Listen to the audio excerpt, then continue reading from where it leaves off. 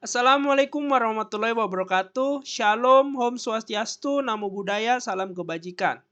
Sebelumnya izin memperkenalkan diri, nama saya Roy Raffles Matorang Pasaribu dari kelas A Ilmu Komputer Angkatan 2021 Universitas Lampung.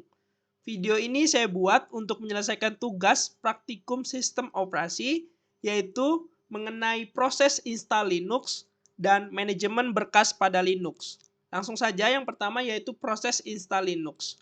Pastikan kita sudah mendownload VirtualBox dan Ubuntu-nya. Di sini saya sudah mendownloadnya, jadi bisa langsung diinstal VirtualBox-nya. Di sini kita klik yes. Oke, di sini akan muncul jendela Welcome to the Oracle FM VirtualBox. Di sini kita klik next saja. Lalu di sini kita bisa memilih location di mana VirtualBox ini akan diletakkan. Di sini saya akan pindah dari C, saya pindah ke D. Lalu di sini saya letakkan di VirtualBox Ubuntu. Lalu kita klik OK. Lalu kita klik next. Di sini kita klik next saja. Dan proses instalasi kita mulai dari sekarang. Lalu proses install kita mulai dengan cara mengklik install. Kita tunggu saja proses instalasinya hingga selesai.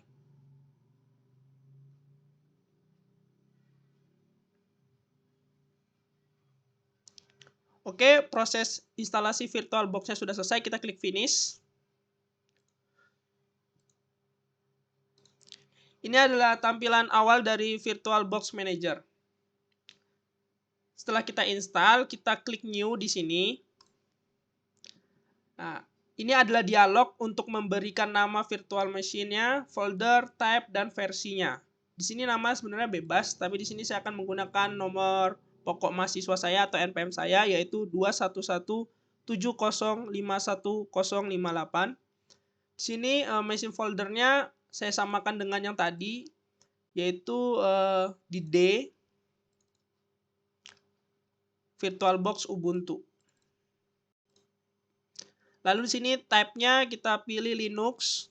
Untuk versinya karena saya mendownload Ubuntu yang 64 bit, jadi di sini disesuaikan saja. Di sini saya memilih yang ini karena saya mendownloadnya yang Ubuntu 64 bit. Lalu kita klik next. Selanjutnya merupakan konfigurasi memori yang akan diberikan kepada virtual machine yang akan dibuat. Jadi ini direkomendasikan itu 1/4 dari RAM laptop kita atau spesifikasi laptop yang kalian miliki. Jadi di sini karena RAM laptop saya 8192 MB atau sekitar 8 GB. Di sini saya akan memilih sebesar 2048 MB atau 2 GB. Kita klik next. Selanjutnya itu adalah proses konfigurasi virtual hard disk. Di sini pilih yang create a virtual hard disk now. Kita klik create. Selanjutnya adalah pemilihan tipe virtual hard disk. Di sini pilih yang FDI atau VirtualBox Disk Image. Kita klik next.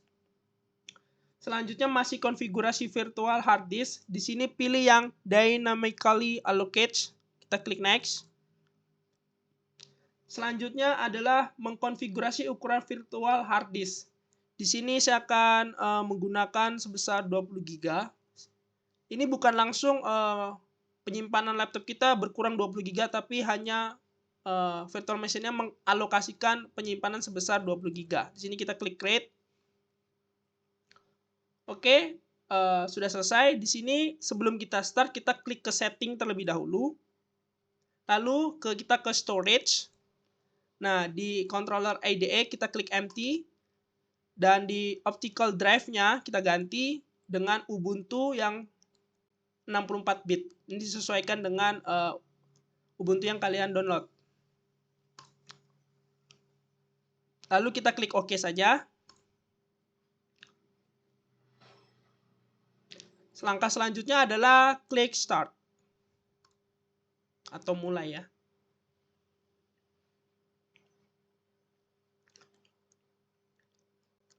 Kita tunggu saja. Di sini akan saya perbesar.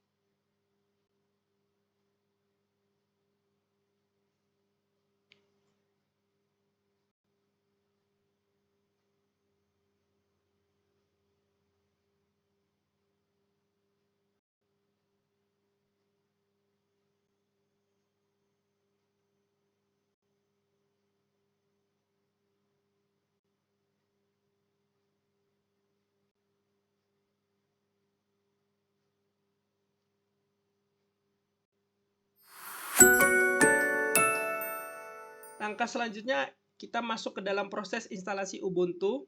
Langkah awal itu adalah kita memilih bahasa. Di sini saya memilih bahasa Inggris. Dengan Inggris US, kita klik continue. Lalu di sini kita masuk ke dalam pemilihan penginstalan aplikasi ketiga dan otomatis Ubuntu, update Ubuntu. Jadi di sini kita pilih yang normal installation. Sini bebas mau diaktifkan mau tidak. Di sini saya akan aktifkan saja. Lalu kita klik continue.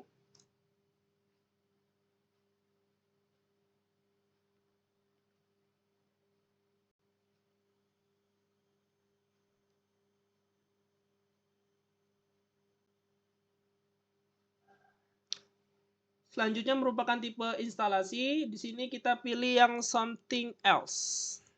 Kita klik continue. Langkah selanjutnya adalah konfigurasi partisi pada Ubuntu. Di sini pertama kita klik new partition table.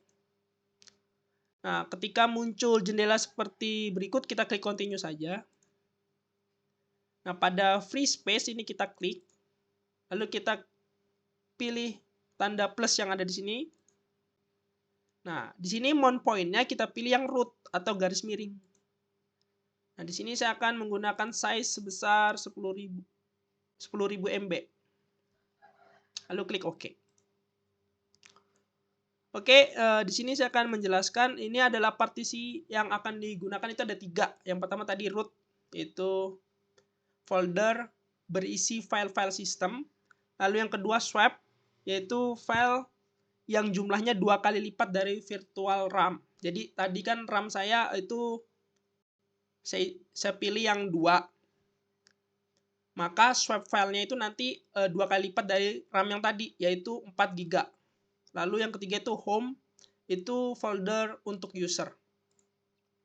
Kita klik di sini, free space, pilih klik tanda plus lagi. Nah, untuk mount point yang swap area itu bukan di sini ya, tapi di use as, sini ke bawah, nah, swap area. Ingat tadi RAM-nya 2048, 2 kali lipatnya jadi 4096. Lalu klik OK. Selanjutnya kita klik lagi di free space, klik option plus di sini. Lalu di sini mount point-nya kita pilih yang home, lalu kita klik OK. Oke, setelah itu kita klik install now. Lalu akan muncul jendela seperti berikut, kita klik continue saja.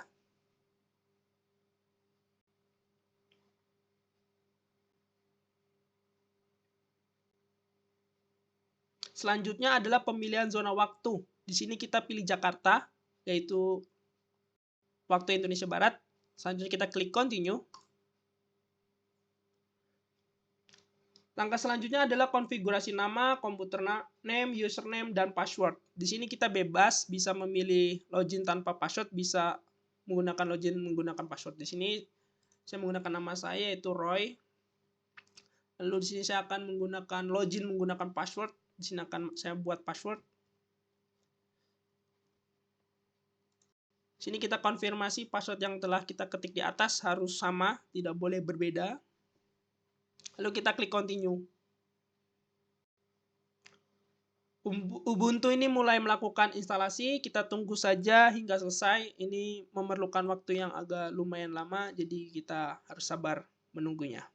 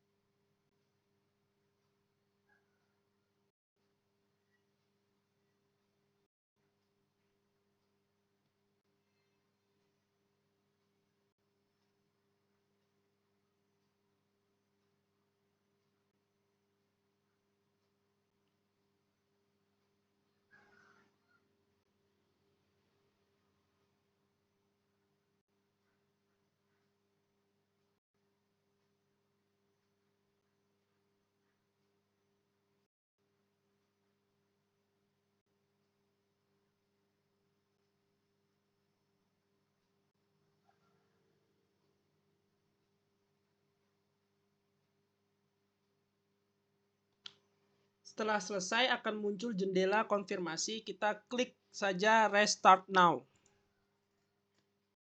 untuk melanjutkan. Jika muncul tampilan seperti ini, tekan Enter untuk melanjutkan.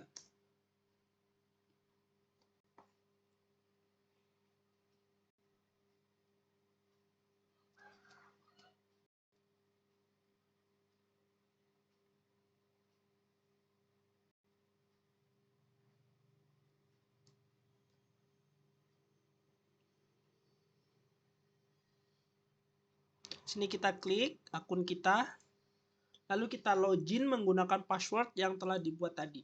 Harus sama ya, kalau nggak sama nanti nggak bisa login.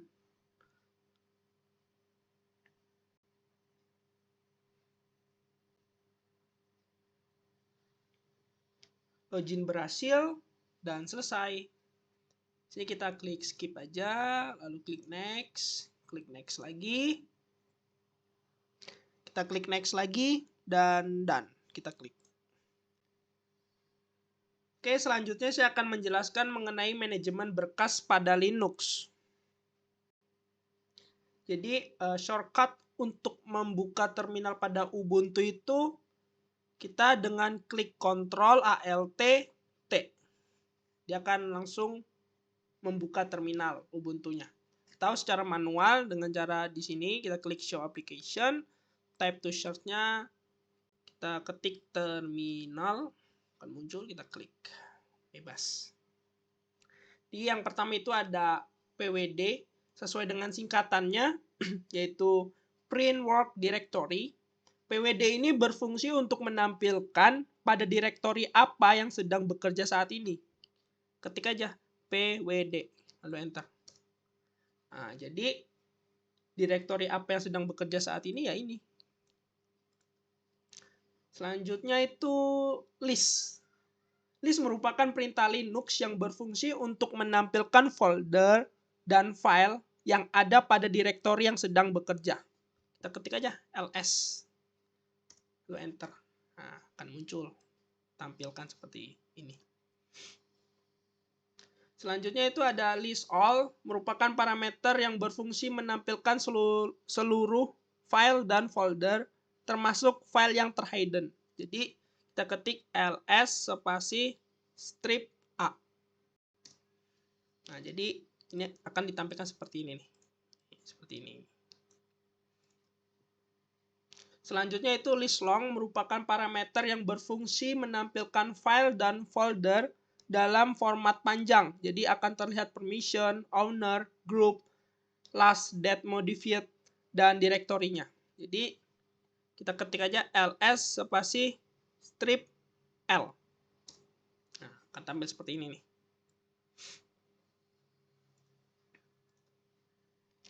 Selanjutnya itu ada list size. Merupakan parameter yang berfungsi untuk menampilkan size. Jadi gini, ketik ls spasi strip s, lalu enter. Nah, ini nih. Ada 4 semua itu. 32.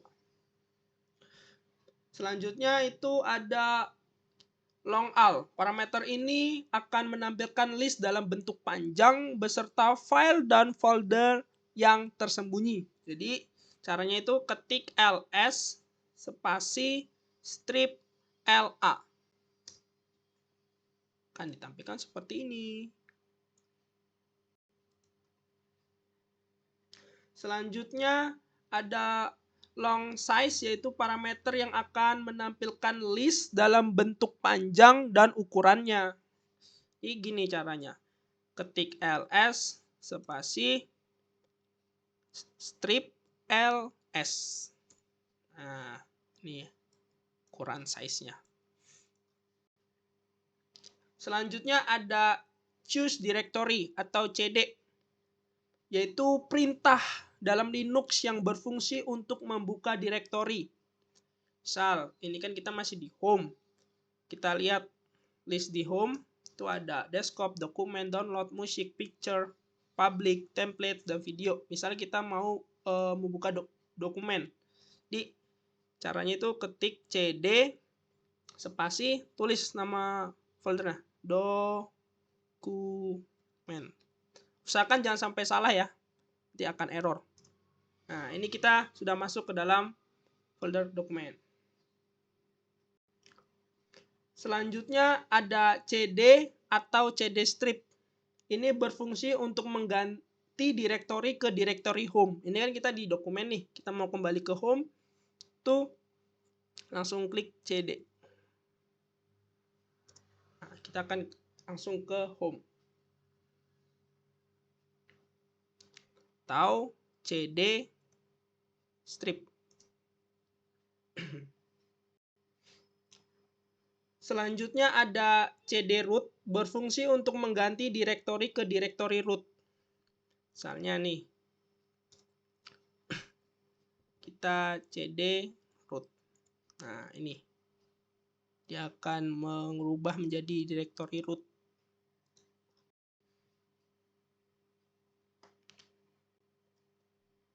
Selanjutnya itu ada CD titik 2 kali. CD spasi titik 2 kali itu berfungsi untuk mengganti direktori ke satu direktori sebelumnya. Misalnya di sini file, di dokumen saya bikin suatu file ya, menggunakan bantuan file manager, misalnya SO, sistem operasi ya. Oke, kita kembali ke terminal. Jadi misalnya kita mau ke dokumen.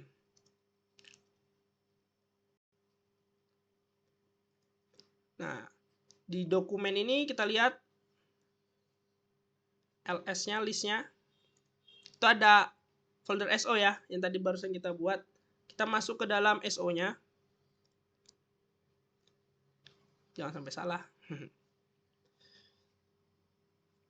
Nah, kita sudah masuk ke dalam SO. Ini cara untuk kembali ke dokumen itu tidak bisa langsung. Jadi harus kita CD spasi titik 2. Kalau kita CD aja dia langsung kembali ke home, nggak ke dokumen. Jadi kita harus pakai titik 2 ini. Nah, dia akan kembali ke dokumen. Kita CD spasi titik 2 kali lagi, kita akan kembali ke home. Selanjutnya itu ada make directory atau mkdir. Itu adalah perintah Linux yang berfungsi untuk membuat direktori atau folder. Jadi kan tadi kita buat filenya langsung tuh di menggunakan bantuan file manager langsung di sini gitu kan. Misalnya kita tidak menggunakan file manager, langsung menggunakan terminal, cara membuatnya itu seperti ini. Kita masuk ke dokumen ya.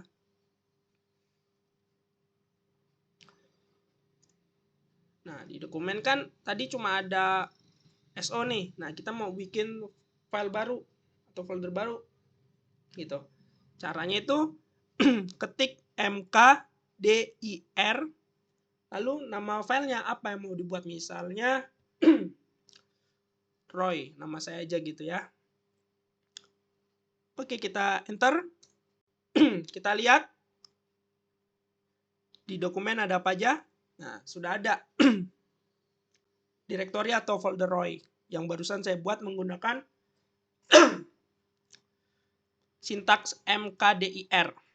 Jadi di dokumen sudah ada dua nih filenya, direktorinya, Roy sama SO. Selanjutnya ada cp atau copy, merupakan salah satu perintah Linux yang berfungsi untuk mengcopy file.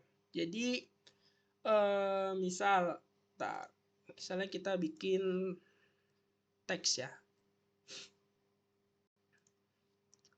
Halo semua. Ya. Kita save di dokumen aja. Save. Lalu di sini kita rename dulu.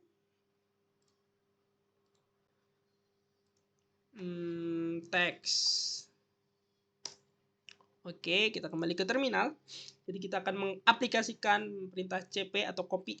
Nah, jadi sini kita lihat ya, ls. Nah, di sini ada teks yang barusan tadi kita buat, yang barusan saya buat. Jadi untuk mengcopy file teks ini misalnya mau dipindahkan ke dalam directory Roy ini, caranya seperti ini. Jadi cp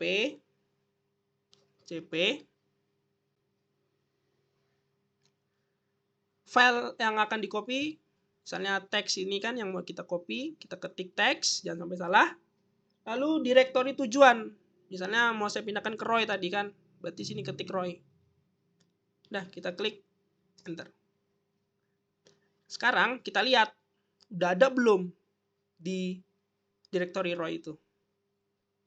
Kita masuk ke Roy. Kita lihat list di Roy.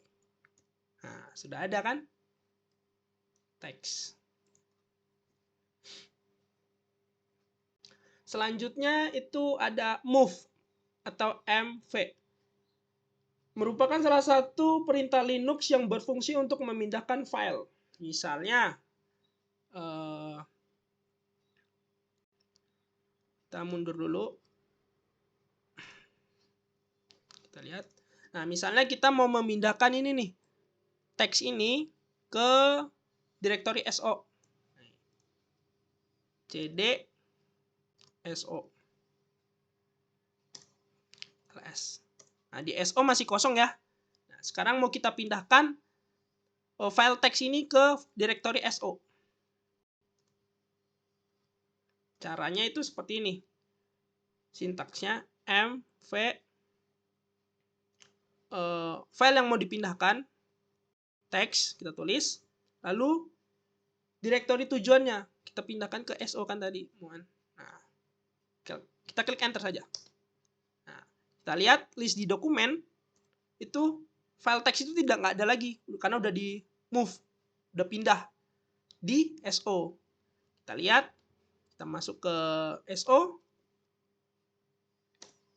kita lihat listnya. Nah, sudah ada. Tadi masih di luar, sekarang sudah masuk ke dalam directory SO. Selanjutnya ada remove. Merupakan perintah Linux yang berfungsi untuk menghapus berkas. Itu sintaksnya rm ya. Jadi misalnya teks ini mau kita hapus nih. Ya udah langsung aja. rm text. Kita lihat sudah tidak ada file teksnya karena sudah di remove, sudah dihapus. Oke, selanjutnya ada cat merupakan salah satu perintah Linux yang berfungsi untuk melihat isi teks. Nah, tadi kan kita membuat teks itu halo semuanya, itu di dalam file teks ya. Ini kita mau lihat isi dari teks itu. Caranya itu kita mundur dulu. Nah, tadi kan udah ada di file Roy ya, cd Roy ls. Caranya itu untuk melihat isi teksnya itu caranya cat text. Lalu kita klik enter. Nah, ini halo semuanya yang tadi kita ketik. Isi dalam file ini itu ini. Nah, caranya dengan sintaks cat ini terus tujuan nama filenya. Selanjutnya itu ada grep. Itu perintah untuk menampilkan baris yang mengandung kata yang sama. Jadi misalnya kita ketik grep terus hal aja ya, hal gitu. Terus nama filenya text. Nah, ini yang dimerah-merahkan inilah yang dimaksud dengan menampilkan baris yang mengandung kata yang sama sesuai dengan pattern.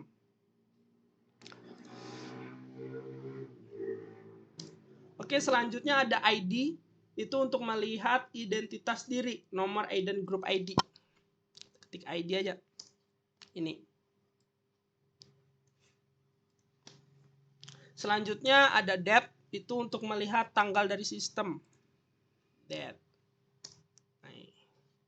Minggu 6 Maret 2022 jam 3 menit 22 detik 16 WIB. Tadi kan kita milih Jakarta kan. Kita ulang lagi. Selanjutnya itu ada call Y untuk melihat kalender dari sistem. Jadi kalau mau lihat kalender di sistem ini. Nah, ini adalah kalender selama 1 tahun. Januari, Februari, sampai Desember. Dan yang diputih-putihkan ini adalah tanggal hari ini. Tanggal 6. Tanggal 6. Selanjutnya itu ada hostname. Itu untuk menampilkan nama lokal host.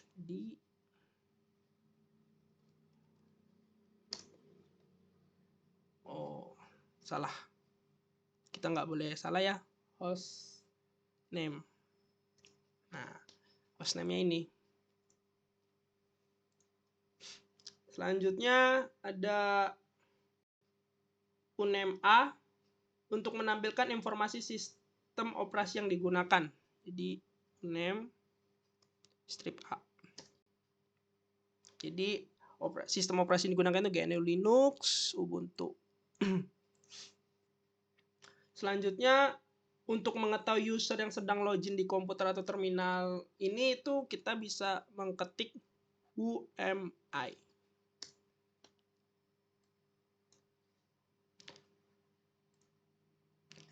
Oke, mungkin cukup sekian untuk menjelaskan mengenai proses install Linux dan manajemen berkas pada Linux.